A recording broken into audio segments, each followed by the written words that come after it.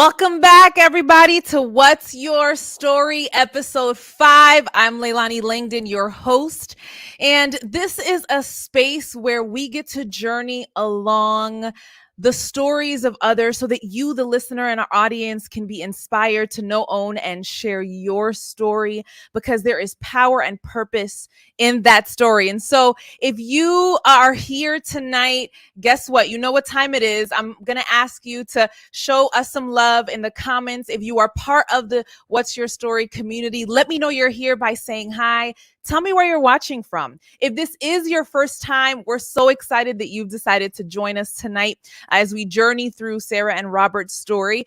So go ahead and let me know you're here. I want to shout you out. I want to acknowledge you. And as the community is doing that, I just want to remind you of a couple of things. This is a space where we get to encourage each other. We get to empower one another. We get to inspire. And so the chat is a judgment-free zone. I'm going to say that again. The chat is a judgment-free zone. It is a space where we not only encourage the person sharing their story, but we also encourage one another. So again, hey, Glady, good to see you, girl. It is so good to see Glady. I got to connect with her a few weeks ago when we were at Andrews at Alumni Weekend, and to see her beautiful baby boy. If you missed the episode where she shared her amazing story with her husband about becoming debt-free, you need to go ahead and do that on season 1. Pam, good to see you this evening. Alma, hey girl, how are you? I got to see Alma. Alma's like a second mom to me. I got to see her this past weekend because we were in New Jersey celebrating my brother's wedding, and it was absolutely amazing to get to witness that. I got to see my grandmother, who I haven't seen in 2 years. She is my only living grandmother. She is 88 years old, and she was the life of the party, okay? She was dancing on the dance floor with my brother, and it was just so special. My husband, hello from the other side. You always do this, and I always want to sing the song. But again, if you are just jumping on, I see people coming on. Go ahead and let me know you're here. Tell me hi. Let me know where you're watching from. But hey, so this past week, I wanted to just share with you guys. So you guys started this journey with me on What's Your Story shortly after I gave birth to my son, Elijah, and he just turned 1 this past Wednesday. So we had this little Zoom party for him, and it was so cute. And I think every parent, I don't know if Gio's on tonight, but Gio has 3 little kids just like me. And every parent wants their kid to smash the cake, okay? First year birthday cake. Okay. It was so cute. It had little dinosaurs. It was just the cutest little cake. And so we put it in front of Elijah, and based on his personality, he's super rambunctious. I believed, thank you, Crystal. Happy birthday, Elijah. I believed that Elijah was going to smash the cake, but this little boy did not smash the cake. He touched the cake. He looked at his hand. He proceeded to like yelp / scream because there was something on his fingers.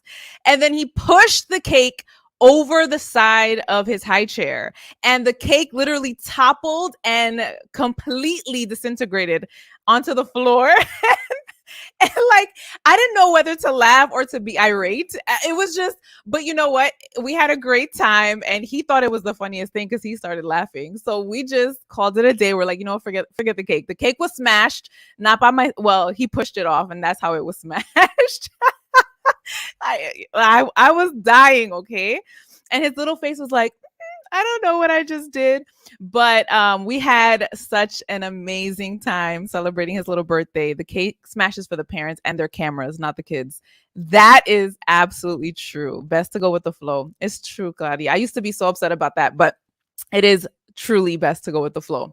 But tonight, I have a question for you guys before we bring on Robert and Sarah. But how many of you guys watching tonight are I'm biased. I think he is absolutely cute. I love him to pieces, Alma. So how many of you guys write? How many of you guys journal? Let me know in the comments. If you do write and you do journal, tell me what type of journaling you do. So I am an avid journaler. I am actually, for those of you who don't know, I'm actually in our garage. Our studio is a garage studio, and I'm actually looking at two bins that I currently have in front of me, full of journals, all the way from like college time till now. And they hold so many of my experiences and my stories and there's just so dear to my heart. And the reason why I wanted to talk about, before we bring them on, journaling, is because I think it's so important to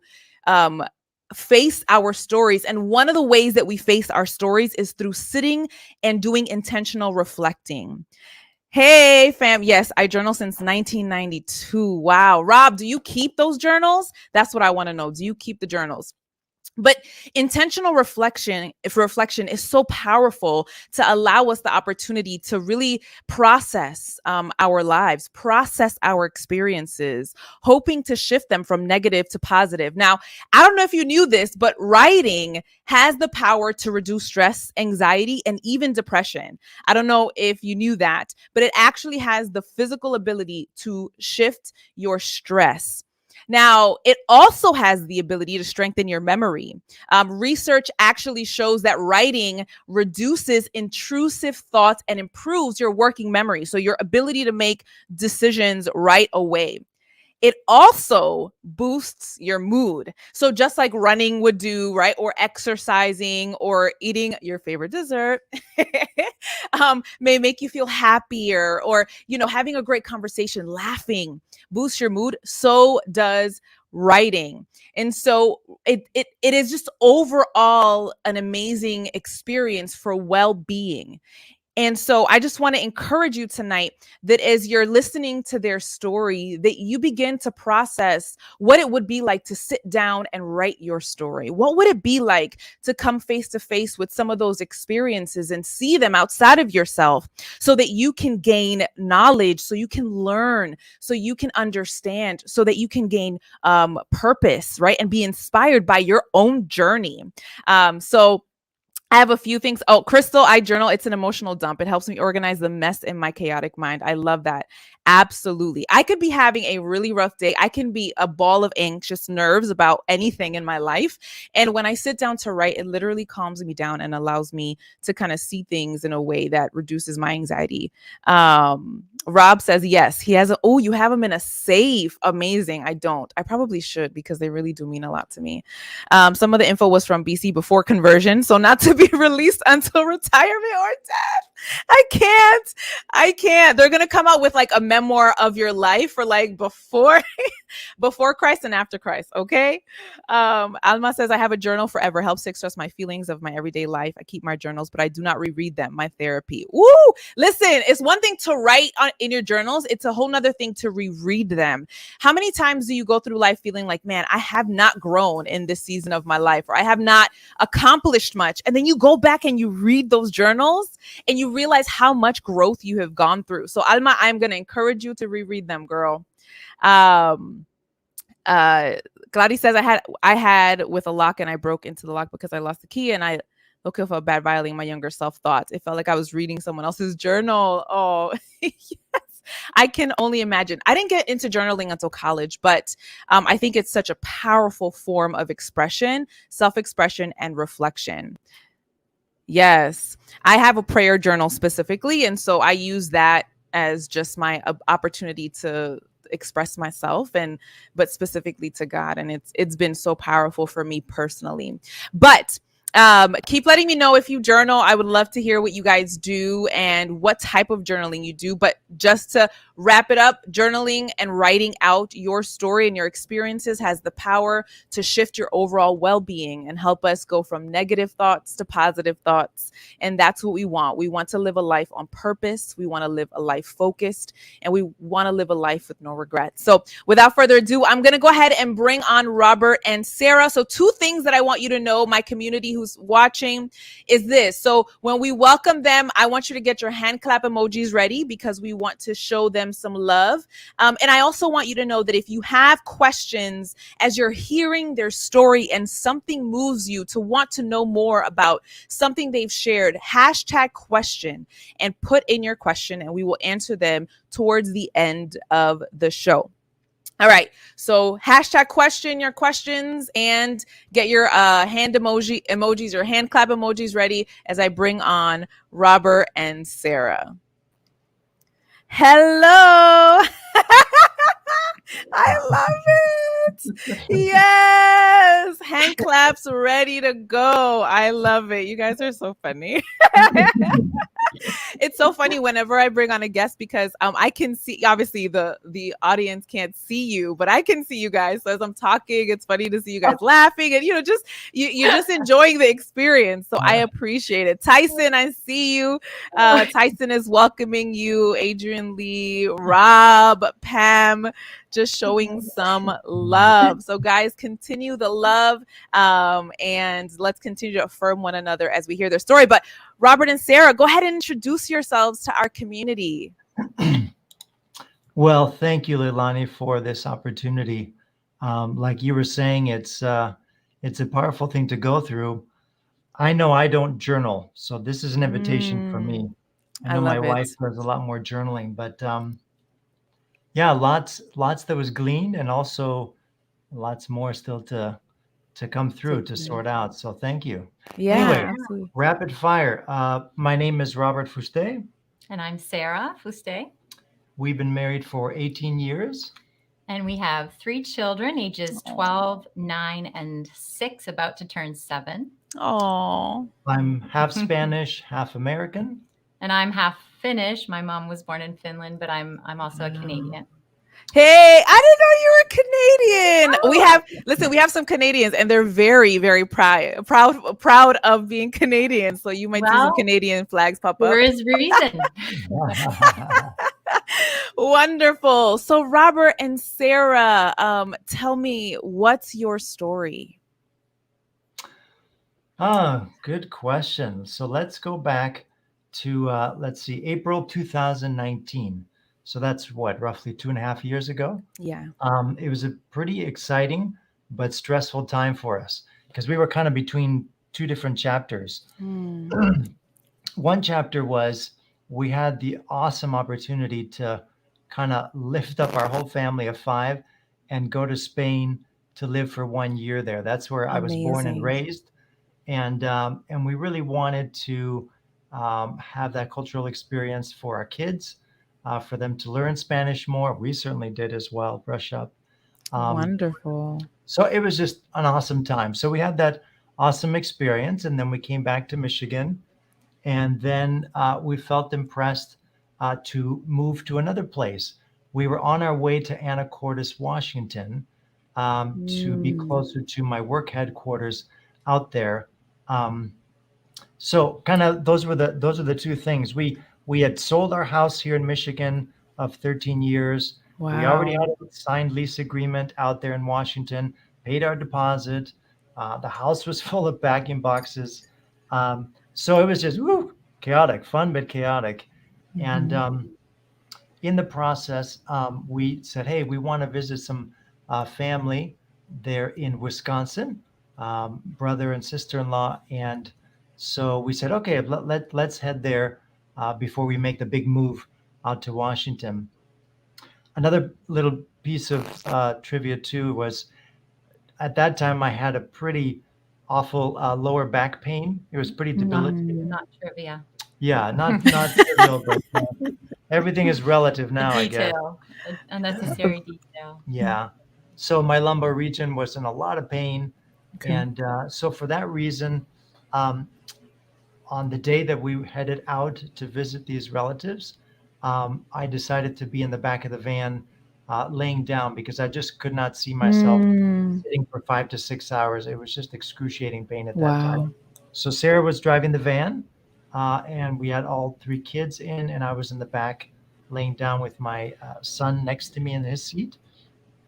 And May 1 became our May Day. Wow. Yeah. So, like Rob said, I was behind the wheel, and the traffic in there in Milwaukee just stopped abruptly. So I had to brake hard and even pull the car into the shoulder of the highway. Wow. Where I waited for the cars ahead of me to move forward. And it was about 5:00 p.m. And out of nowhere, a white semi truck sideswiped our van and just Oh my started to crunch goodness. us into the concrete median on our left. And then moments later, it was an industrial tow truck that smashed into the back of our van Oh right my behind. gosh. So the van kind of crunched to a stop pretty quickly. Of course, you have no idea what's happening. Your brain has to catch up to trauma like that. So Yeah. I just turned around. What is going on? And my two girls burst into tears because when Mm. the truck hit us, my head had hit the side of the van, and laceration here covered my face in Oh blood. my gosh.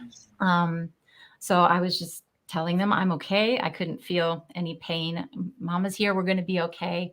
Um, but as I looked back in the van, I saw my son just completely slumped to one side. Oh, So he had been sitting in the back, as Rob said, next to Rob.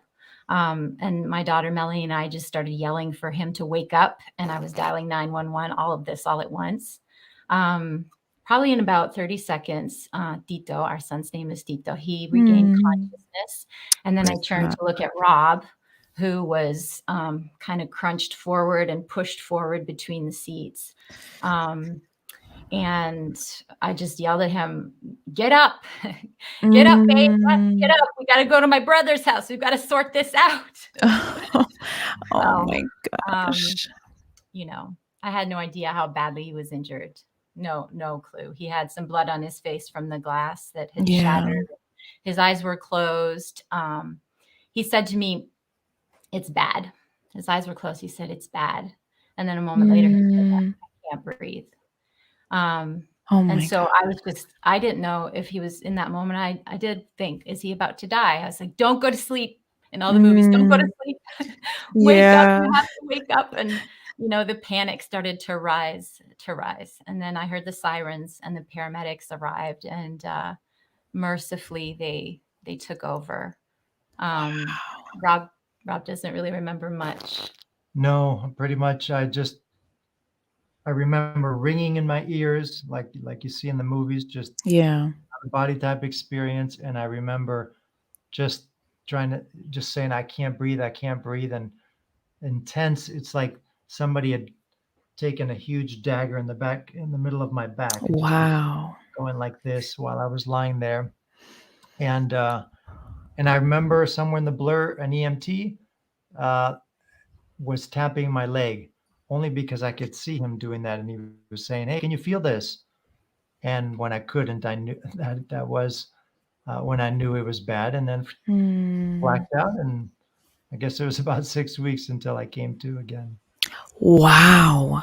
So they put Rob on a stretcher and hurried him off immediately in one ambulance. They put a neck brace on me and put me also on a gurney. And the kids and I rode in another ambulance to the hospital, where a social worker met us and kindly took the kids to a waiting room. And Wow. I was rolled into the trauma bay right next to Rob, and I caught a glimpse of him with a crowd of medical people around him, and someone was pumping air with an ambu bag into his lungs. And I remember just crying out, "Is he dead? Is he dead? Is he Oh dead?" my 'Cause all I saw goodness. was just a scene of death. It Mm. was pretty horrible to be lying down and strapped. They had to do all their work on me, and all I wanted to do was to know what was going Was on he with him. okay? Um, Mm-hmm. but I'm sure they wouldn't have let me be near him, even if I could have. The only thing that held my panic at bay was a song. I remember I just sang it silently to myself over and Mm. over. It was a song we had learned a long time ago. There's a Spanish version and an English version. The English part goes, "Nothing can trouble, nothing can frighten. Wow. Those who seek God shall never go wanting." And I just repeated it over and Powerful. over again, because it literally felt like the anxiety was rising up to flood, like to drown me. And Yeah. I was singing it, it stayed down. It stayed down Wow. just low enough that I wasn't having a panic attack there. Um, and Wow. I lay there. They did their their work on me. And then my brother, who was Tyson, who waved at us, showed up. Mm. When he showed up, he immediately took my hand and squeezed it. And Mm. the panic that I described that had been flooding in my heart, it just completely receded. It was like the presence of someone who loved me. Yeah. Still trembling, of course, but it was different. It was then that the trauma doctor came over to me and gently told me that Rob's back had been badly broken, and based on their initial assessment, it appeared that his spine had been completely transected as well. At the time, I heard him, but I didn't hear. I thought there must be a strand. There must be something that can be rehabilitated. I hoped that further evaluation would bring some hope. Yeah. So a resident stitched up my forehead, and they read my CAT scans and then let me go and see my kids, who had been about 6 hours by then in the waiting room watching PBS Kids and eating snacks Mm. with the social worker. Probably Auntie Josie had shown up then too. And we took Tito briefly to the Children's Hospital ER to make sure he was okay, and then packed the kids in their auntie's car, and they drove off in tears. Of course. And that was when the neurosurgeon was contacting my brother and I. It was 1:30 in the morning when we met with him in the family center, and he told me that indeed Rob's back had been completely broken at T4, which is about chest level, and that his spinal cord had been severed. Oh my goodness. The photo on the phone showed me what words could not. And I just asked him, I said, well, aren't you going to try to put the spinal cord back together? Yeah. And he said, no, that's beyond our current medical understanding. The spinal cord is a little bit like butter. So it's like a stick of butter. It's just, they can't put it back together. We don't Wow. put the spine back together. So that was sort of the moment of impact for me, as you can imagine, where the truth of what had happened earlier that day just began to Sink in. come home. Yeah. And I had to get up. I couldn't sit down. I just remember staggering to one corner of the room and yeah, just falling to the carpet because it's paralyzed. My husband of 16 years.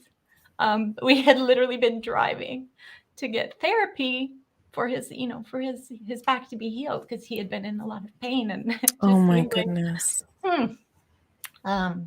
Irony isn't a strong enough word. So no more soccer. No more swinging your kids up in the air again.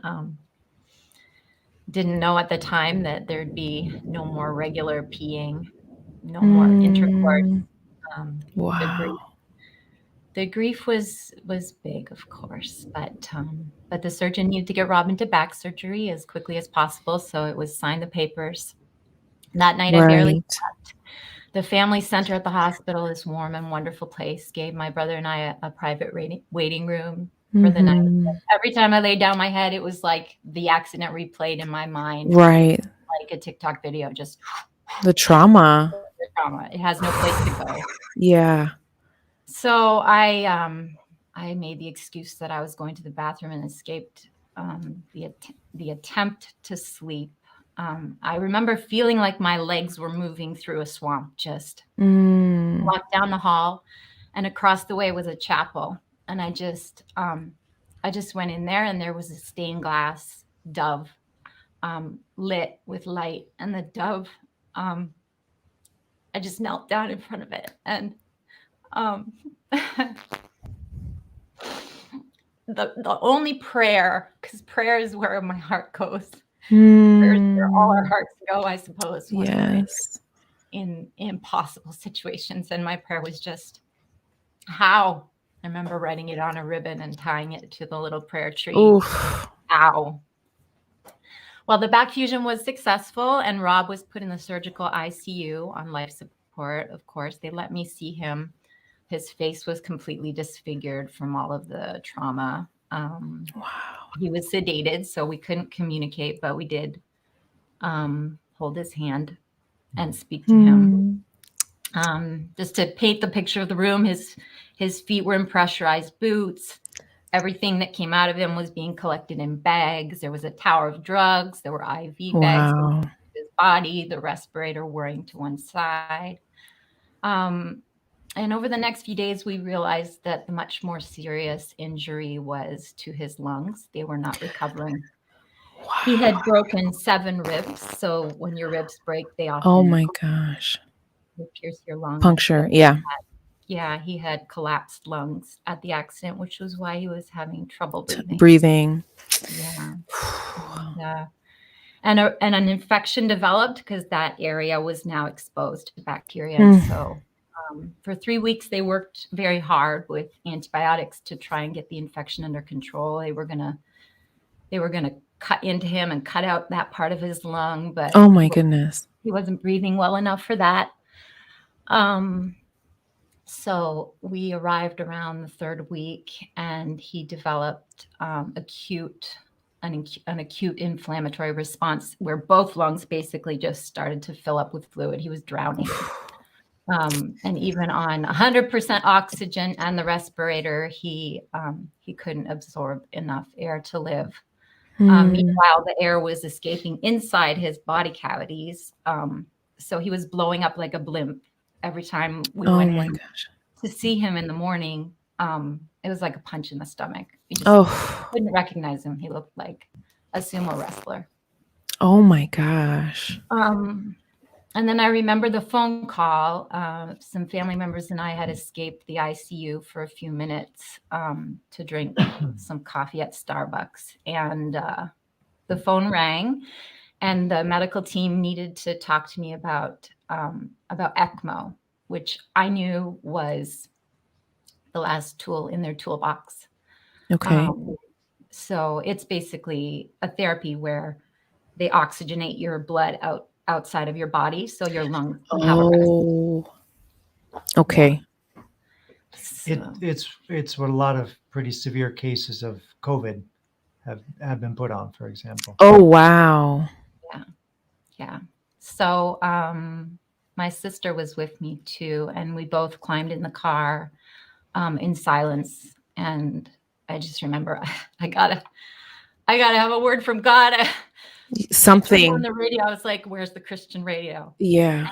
And I found the Christian radio, and I remember turning through the intersection left, right by the hospital, and a song I'd never heard before by an artist named Danny Goki came on, and it was singing, "It's like the brightest sunshine waiting on the other side of the darkest night. Don't ever lose hope."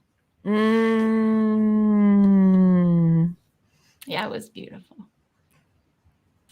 Exactly what you they needed. did the surgery. They inserted the cannulas in Rob's chest, bypass his blood. And they told me that we'll know in a few days if his body is actually going to respond to this. So they told us, just take it 4 hours at a time, is what they told us. Wow. So, but he responded. He was on ECMO in the ICU for 1 whole month. And Oh my gosh. his lungs began to recover enough so that he could absorb enough oxygen just being on the ventilator. Praise So God. Oh my goodness. ECMO, which it was a miracle. It was a medically supported miracle, but it was also a miracle that he responded. So absolutely. This is all making me chatter. I guess reliving all of this. Of course. Thank you, Lord is right. Yeah.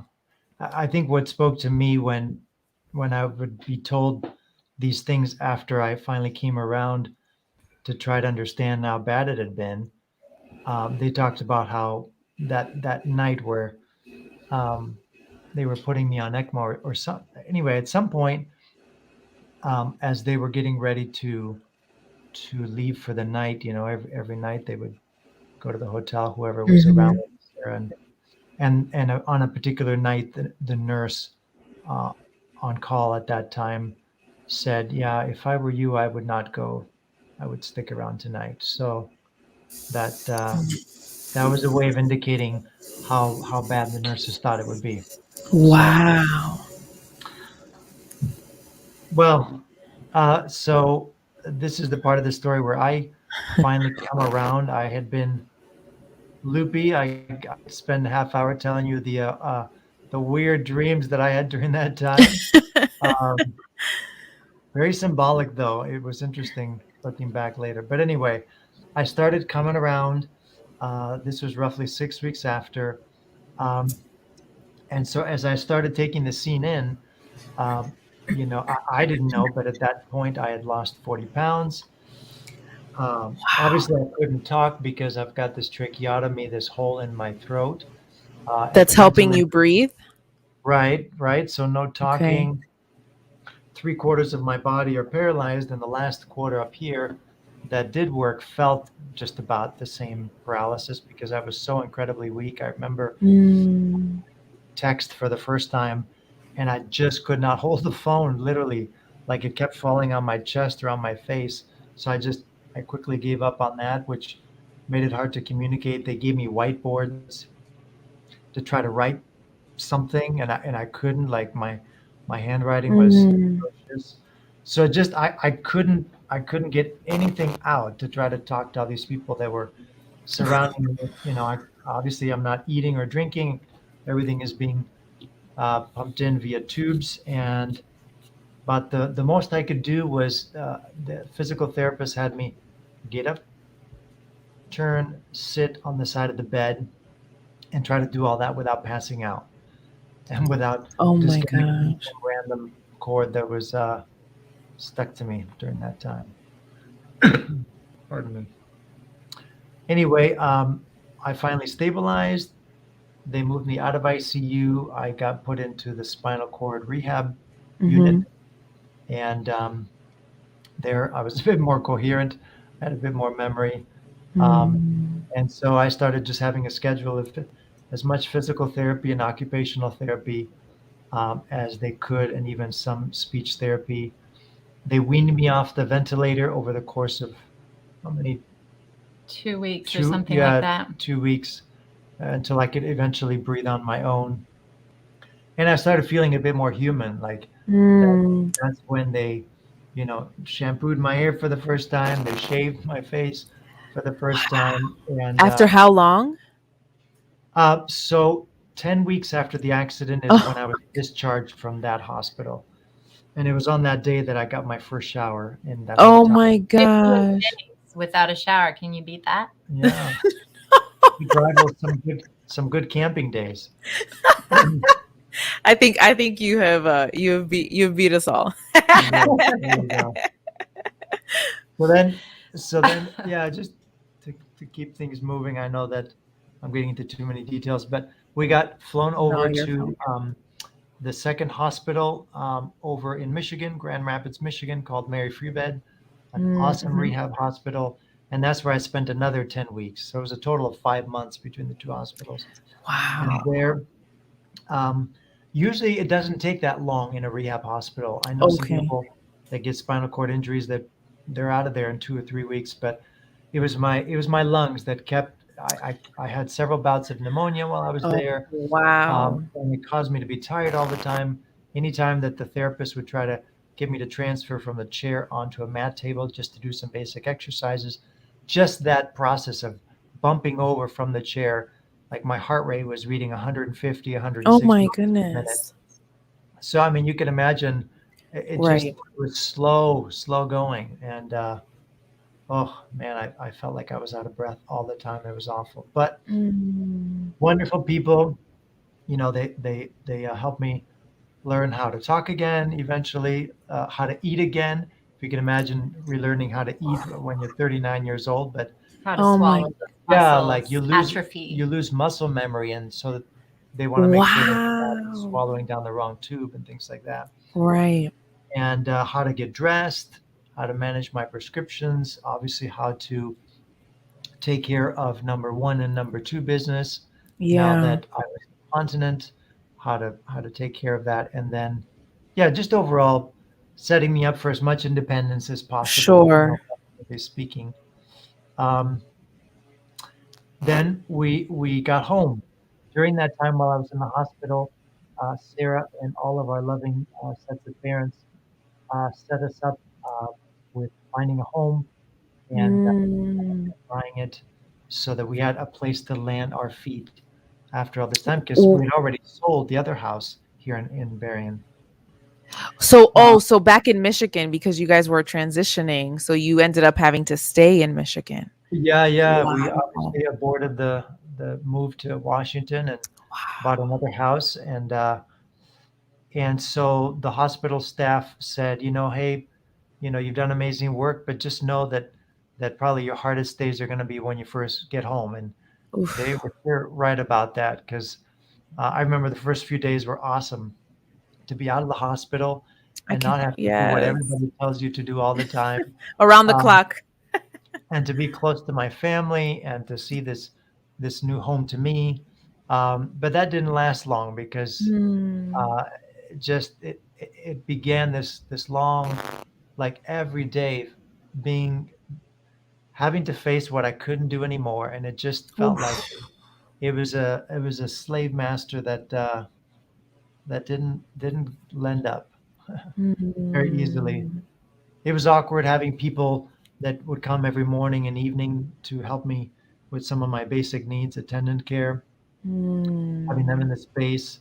It was humiliating to have to deal with my various bouts of incontinence and trying to sort all that out. My stamina was really low. Like at church, when the service would be done, I'd tell Sarah, "Let's get out of here. I'm so tired." Usually, we're the last ones to stick around. We love talking and connecting with people, but I just didn't have Yes. it within me. The kids Mm. probably wish you were still tired like that. And to get anywhere in my many medical appointments, I always had to have medical transportation, and it was a royal pain to have to be dependent on them. They were always either too early or too late to pick me Totally. up. Mm. Um, You felt like an old man, like a really old man. yep, I Mm. aged, you know, 20 Wow. Yeah, yeah, yeah. years, at least for a while, just overnight. Anyway, I just began to resent it all because my days were just spent doing a bunch of stuff that I just did Mm. not like. It took me so long to take care of all my basic needs just to get ready at the beginning of the day and to sort out, the cathing throughout the day, and then all the physical therapists and occupational therapists and speech therapists and recreational Yes. therapists and social worker. Oh my Bless gosh. them all. It was wonderful to have them, but when you've got 5 or Exhausting. visits throughout the week, Yeah. and then when I'm not with them, I'm going to all these medical appointments. I hardly ever went to the doctor before I was nice and healthy. Mm. Um, and then whatever little time was left over was dealing with our lovely auto insurance people and having Oh to my get gosh. I our forgot about the benefits. car. Well, no, not so much that. It's Oh. that our auto insurance provided a variety of benefits for us Because it was an Okay. auto accident. because yeah, and so in order to take advantage of those benefits, there was just paperwork and Yeah. Oh, got stuff it. like that, and I had to deal with the realization that it wasn't just losing my legs, but it was losing most of my chest, which means that if I let go, I start falling forward, and Most of your core, not your chest. yeah, sorry, most of my core. So I have very much a hunchbackish posture to me, which I greatly detest, and Mm. I'm always coughing because I have some long-term lung issues. So that's a lovely stigma while I'm in public, especially during COVID. A pandemic. And yeah, and anyway, and I've got this tingling across my chest that is highly irritating, and it won't go away. It's pretty much there all the time. And Mm. we couldn't have sex, or at least not in the way that we traditionally had Yeah. thought of. It invited us into a whole new way of trying to think about what it means to Yeah. be intimate with each other. Um, No more touching the chest. yeah, That's a whole new level of spicing it up, okay?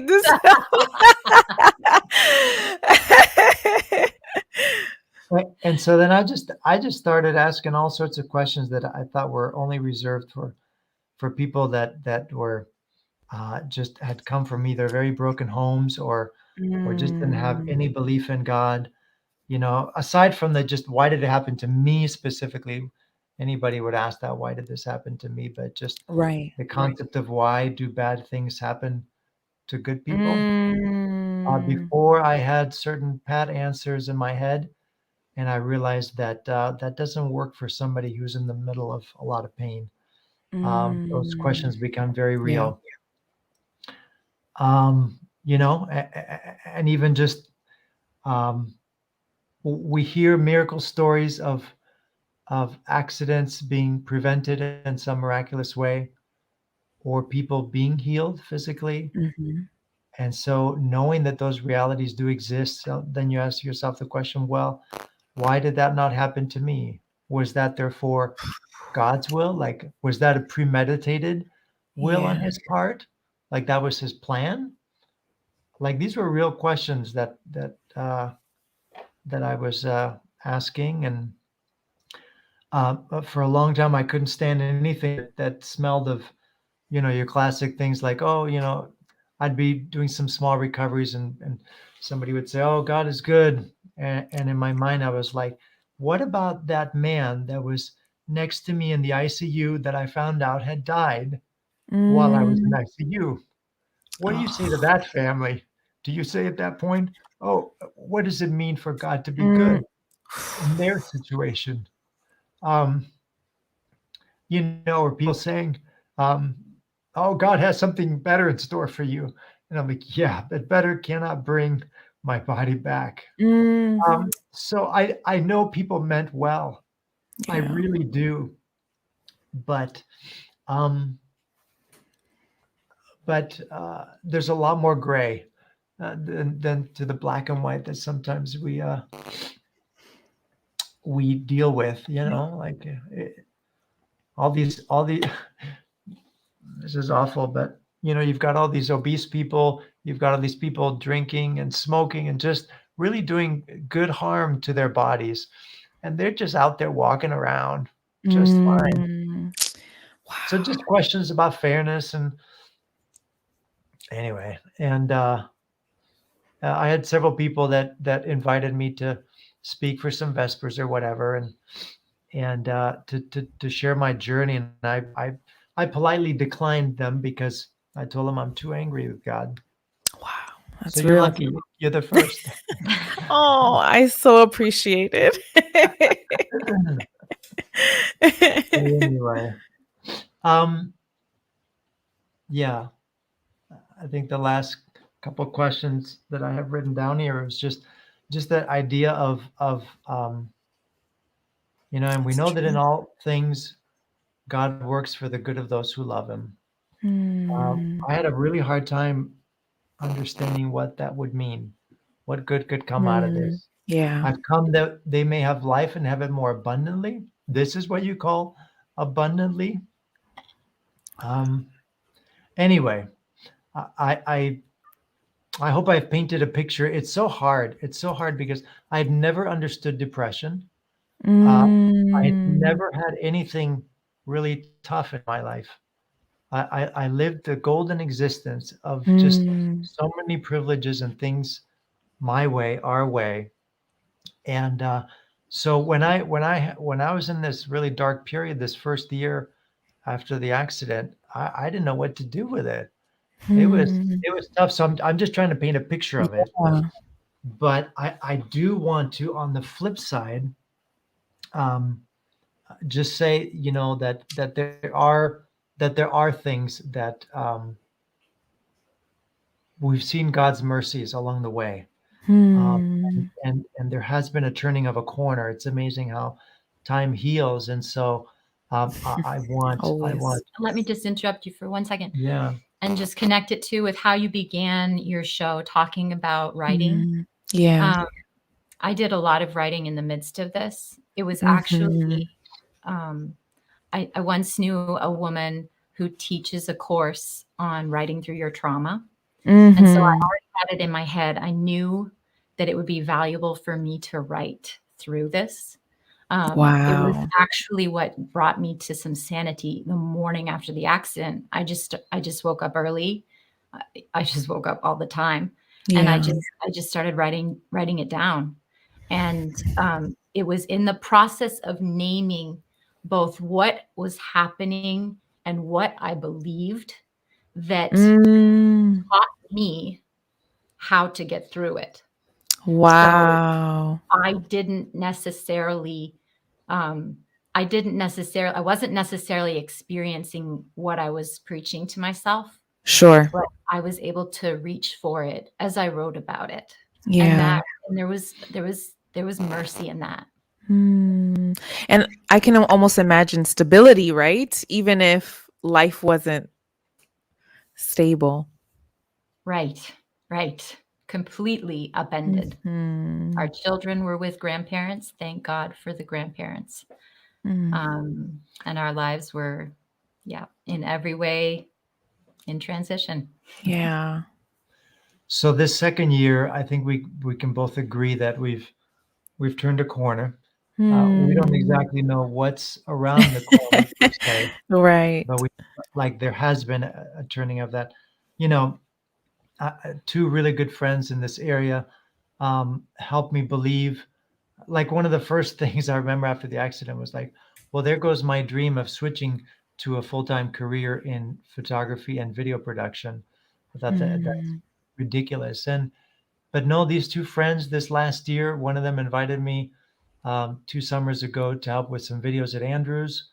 And I said, why not? I'll tag along and see what I can do. And then another one gave me an opportunity to work on some really neat contracts for our church administrative levels. And so they helped me believe in Mm. in that regard. I posted, aside from the Facebook page where Sarah did a bunch of writing, and there was a good community there of people.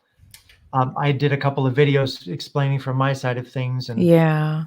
bringing people up to speed, and those were well received. And we enrolled our kids during COVID in a neat kind of outdoor forest school that they are still going to today. That's exciting. That allowed us to be able to have a bit more free time after last 2 springs ago when they were at home the whole time. And Oh. I was able to finish driver's rehab, which was huge because it meant that I could get the insurance to rent me a van that I could drive myself so I could take my kids to Oh, school. wow. I could pick up my prescriptions, which sounds ridiculous, Eh. but when this precious lady had to do so many things for me, even though I could Mm. physically do them, but I was just sort of stuck at home. That was that was a huge thing, and I could go to the gym. And then Oh, in wow. January of this year, we got COVID, which we had been really careful about Oh, no. being super preventative due to my Right. lungs. Yeah. And we were fortunate that it never did get into my lungs. And so after that, Oh, wow, praise God. knowing that we had a bit of immunity gave us such freedom. And then in the spring we got our own van that allowed me to drive. And then we did our first trip in Florida to see family down there for spring break. And then that went so well that we thought, hey, let's visit more family. And so we were so fortunate to go to Spain for a good amount of time this summer, the first airline flight that we took together. And then we did another trip to Oregon. And so Wow. it was it was so good to reconnect with family and to have that confidence. And so really today, now this fall, kids are going to school still. Oh, And I'm doing some travel for work for the first time without her there to help me. So that was wow. Look at a God. step in independence and Mhm. doing some good work. Sarah getting to do some writing. So I don't know if there's anything else you want to add, but Those are the blessings. The blessings. Mhm. Oh, so as you guys have reflected, and I just want to say praise God for these moments that you've had this summer. But as you've reflected over your story and over the last 2 years and the story that continues, what would you say you've learned? What's come out of it for you? And then there are definitely some questions that we want to answer. But yeah, what have you learned through this journey? Well, I feel like my whole life from very little, I was always turning towards God. From a very little girl, I wanted to follow Jesus. And my whole life was just full of his goodness. I could write books about his blessings in our lives. And I could definitely say that you can trust God, because nearly everything in my life up until then showed a good and very loving God.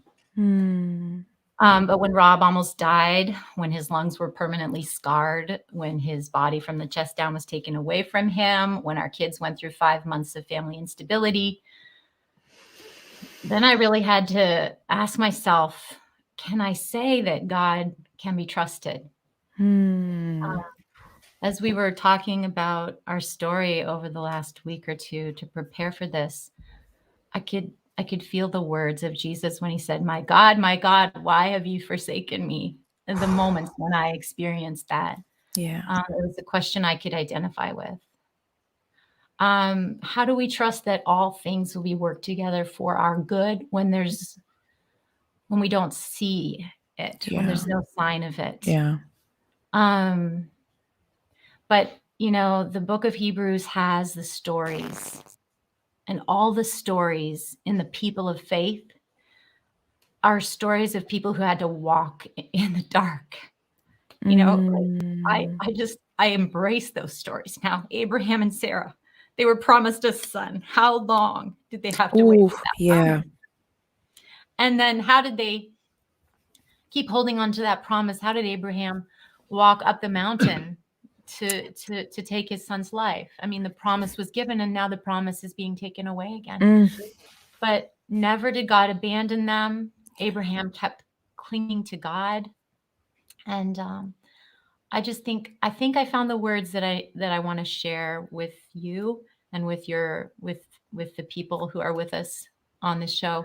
Yesterday at church, there was a concert, and when I heard the words, my face started covered with tears, and I thought, this is for me. And it was the Jeremiah 33:3, where it says, "Call to me and I will answer you and tell you great and unsearchable things you do not know." And then So good. speaker, the musician, said, "Most of what God is up to, we do not know. We do not understand. But God is most certainly up to things, and they are for our best good, even though they might be marvelous and unsearchable."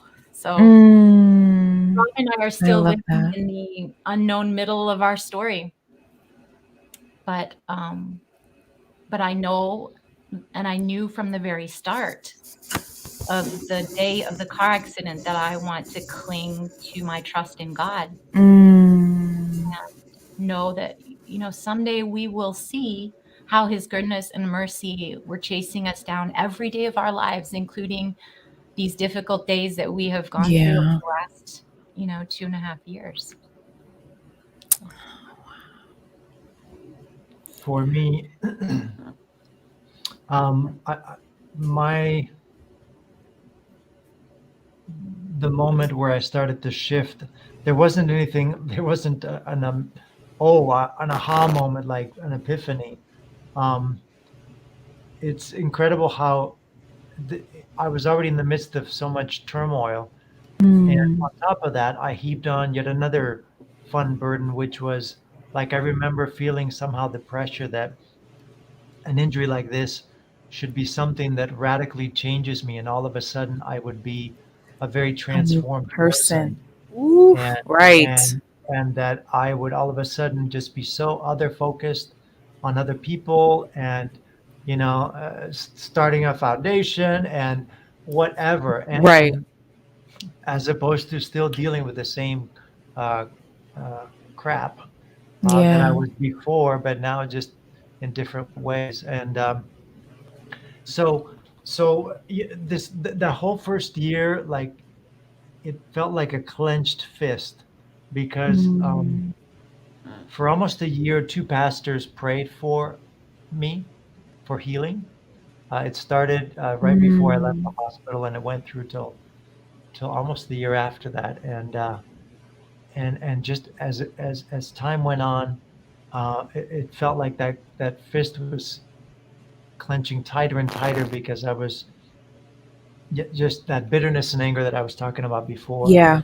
I was associating it with my desire to be healed, and somehow Yes. my I made that my dependency on my relationship with God. In other Mm. words, God, you're there if you come through.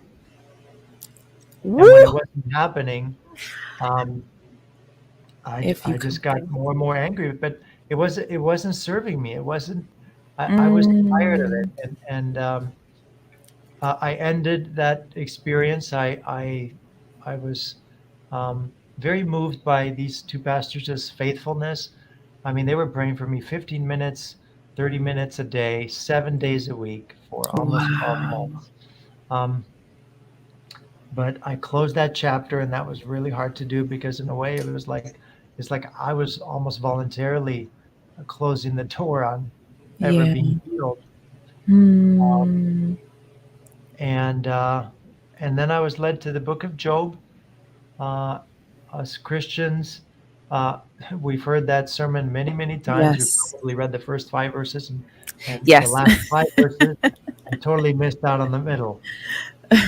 And it was in the middle that I could relate to it. You know, I read this story, and it's just him going on and on about how what's going on here? Why me? And why am I being Mm. plagued by all of these awful things? And Yeah. more than anything, him just wanting an audience with God, saying, "Come on, I'm talking, and this is a one-way street." Mm. Um, and he was just getting the silence of God, and his friends say, "No, it must be something about you. You know, you need to repent." Blah blah blah. And you come to the end of the book, and God finally speaks a little thunderously, but he he he he tells Job, you know, uh, you were right on one thing, uh, Mm. saying that your friends were not saying the truth. You know, this has nothing to do with you and your morality of what you've done. But the part that you have gotten wrong is casting the blame on me. Mm. And I read a Woo. commentary. I read a commentary book. I wanted to understand more to unpack those verses, and there wasn't a before and after moment, but there was Yeah. a slow but steady invitation to just open that fist, Wow. just, just let go. Um, on the premise that I don't see the big picture, um, and I don't I may not know Mm. why this has happened, and it might be a long time before I ever know the why. But that I can trust that I am Mm. held and taken care of in the meantime. Um, so just yeah, an invitation to humility in that way, and so I'm not to the point where I can say, man, I would never trade it for anything. I'm just so much happier now than I was before. Some people say that. Wow, I'm not there. Um, Yeah. but I do know that we've come a long way, and we have seen God's hand at work. Mm. So thank you for the opportunity to share. Thank you. Oh my goodness. Robert, I just want to highlight this. Thank you, Robert, for your honesty, setting many of us free with your story.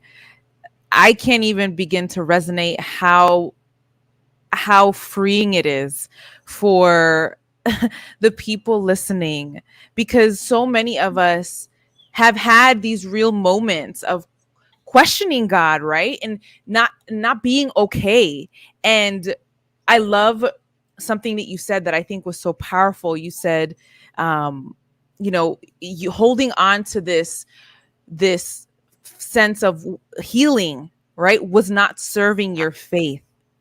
And so it's almost like you had to let it go in order to regain that faith. You know what I mean? Like that sense of trust and openness, the vulnerability. I mean, just the ability to be able to express that to us in a way that we have all felt at some point in our lives, is just it's just beautiful. And I I'm beyond myself just to say thank you, because of your story and you being able to say these things and just be able to sit in the reality that you're still on this journey, you're still in it, is something that I believe is going to be a catalyst for so many who are going to hear and who are hearing, to be able to have a faith and trust in God, in a way that's not going to separate them from Him.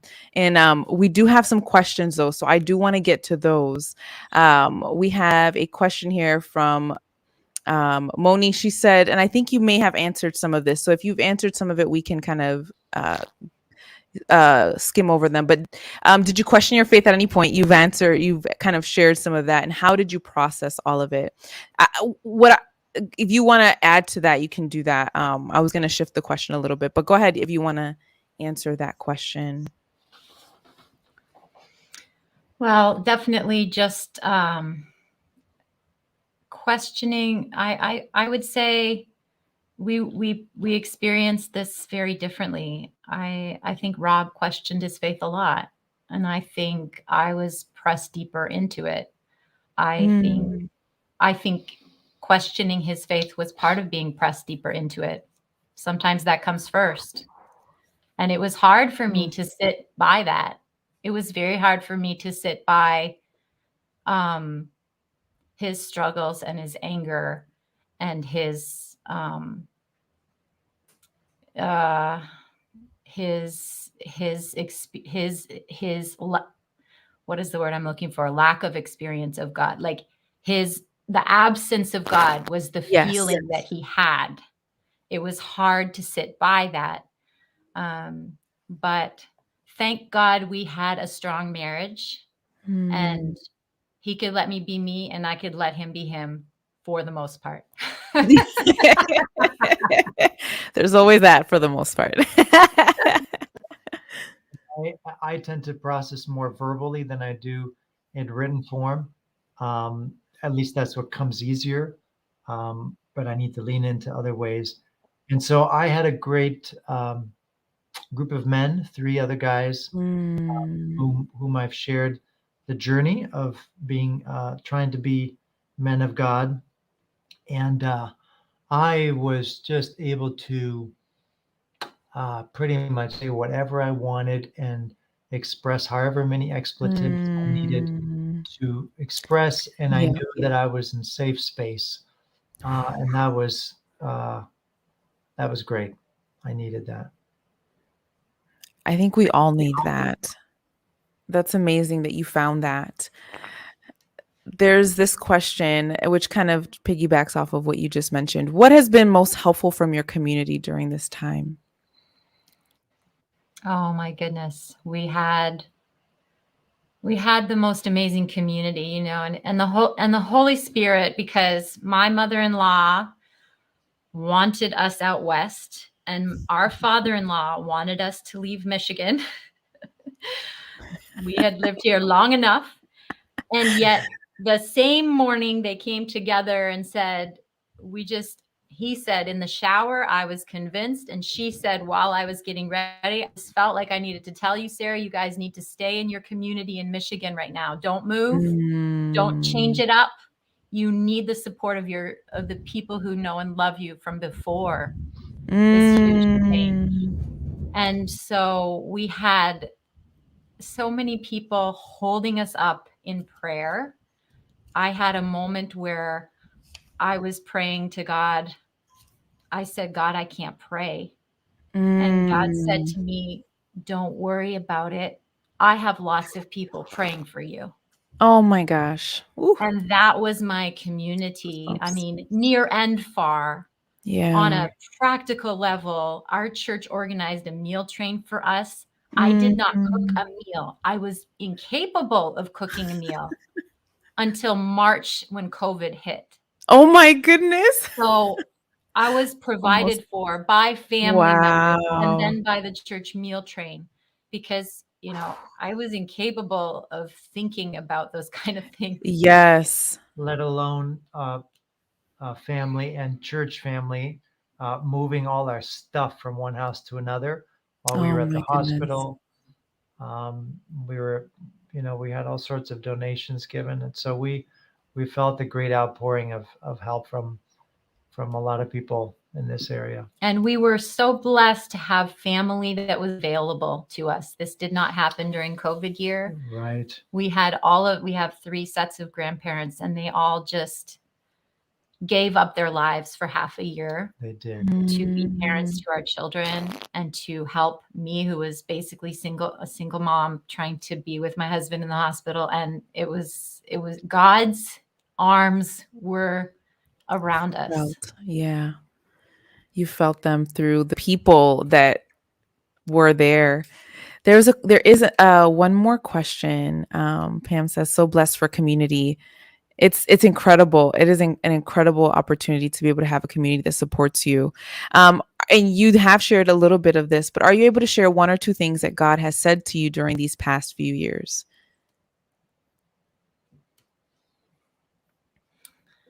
I can share more stories. I mean, I was just sharing yesterday with the ladies in a group at my church.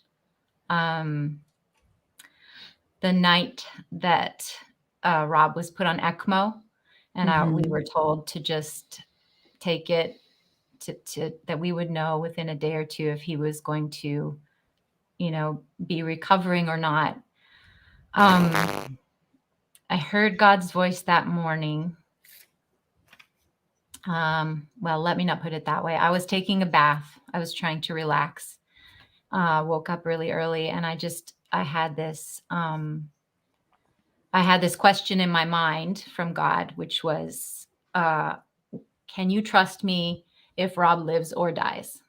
Hmm. Um, so you would think that that's not a very nice question. Right. It wasn't. It was a very difficult question, and I just lay there in that hot water until it got cold because I couldn't say yes. I couldn't say that I could trust him if he died. And I know now that it's because I felt like if I said yes, I will trust you if he dies, that I thought that meant that God would take him. Hmm. But Oof. since then, uh, when I was telling that story to one of my friends, very soon afterwards, she said to me, well, when you came to the end of you being able to trust and not being able to trust, well, that's where God just reached in and said, I'll take care of that part for you. Hmm.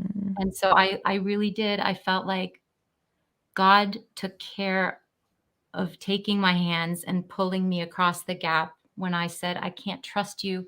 This is the part I left out when I can't trust you, but I want to. That was my Yeah. prayer. I Oof. can't trust you. I can't give him up, but I want to trust you. And Hmm. that was it. It wasn't about my trust anyway. It was about surrendering to God's, Him. outreach to me, saying, okay, I'll take it. I'll take your Yeah. little faith and drawing Are you you in deeper. are you willing to give it to me? Yeah. That's Yeah. beautiful. That's absolutely beautiful. Yeah. There's lots of stories, but I know it's getting late. I have written a lot of them down. I have written a lot of them down, and I know that was a gift to me to just put it down. Yeah. Robert and Sarah, I just I've said this before, but I would just want to say thank you. I remember first hearing of your story when you were writing, because we have some mutual friends that were sharing your experience, and you're absolutely right. As you were going through this, you were sharing, and I just remembered I didn't know you guys prior to this, and I just remember being inspired by your faith through what you were sharing. And I know for me, it was something that was drawing me deeper towards God, because it was one of those moments where it was like the courage, the vulnerability, and we've seen it here tonight. Um, the thoughtfulness, the intention in which you wrote that your story, right? And you walked through it and you shared those God moments and the miracles, the little miracles, right? And how God was present even if it didn't feel like that in the moment, was so telling to what you just shared. Your willingness and desire to just say, all right, God, I'm just surrendered to whatever this experience is. And so, Robert, Sarah, thank you guys who are watching and are with us. Please share some love as we end tonight. Tula says, thank you so much for sharing. This was a powerful testimony. I could not agree more. I'm honored that you guys said yes to come and share your story on this platform. And I know, and I believe, and I told you this before, I really do believe that your story will continue to transform the people's lives who hear it, and that your lives will continue to be transformed as you live it. I believe it with all of my heart. And so just want to say thank you so much for being willing to share with us tonight. So I'm going to send you guys backstage, and I will chat with you in a we have some thank you for sharing. All right. I will send you backstage and we will chat in a second. Let me get Thank you. here. Thank you. Yes, absolutely. I'm rarely speechless, and but Tyson says, love you guys. Crystal says, praying blessings over every aspect of your guys' lives. Yes. Is there a way to follow them? Yes. So Sarah and Robert have their Facebook page. It is called Pray for Robert Fusté. And so I will add it to the comments and make sure that you guys have access so that you can continue to follow their journey. And I'm just asking this community to join with me in continuing to pray over them and to pray over their children, which I know is another part of their story that we didn't share tonight. But I just want to thank you for being here, for being present. I have the link from them, so I'm going to go ahead and add that to the comments. Yes, Rob says, praying for everyone's ability to hear, believe, trust, and obey God. Rosa says, amen. I know that wherever you are listening, that whatever you are experiencing, I just want to encourage you through the power of their vulnerability and their story to lean in. Whatever that looks like for you, lean in and trust that the path is there. Just walk it. Be willing to surrender, even if it doesn't feel that way, even if you're struggling and you're questioning. Know that God is big enough to handle your questions. God is big enough to walk through with you in that pain. And so, guys, I just want to remind you that next week we'll be coming back on same time, same place for episode 6 of What's Your Story. And as always, just want to continue to encourage you to remember that purpose is found in knowing, owning, and sharing your story. And so the question is, are you willing and are you inspired to share your story? We'll see you next week.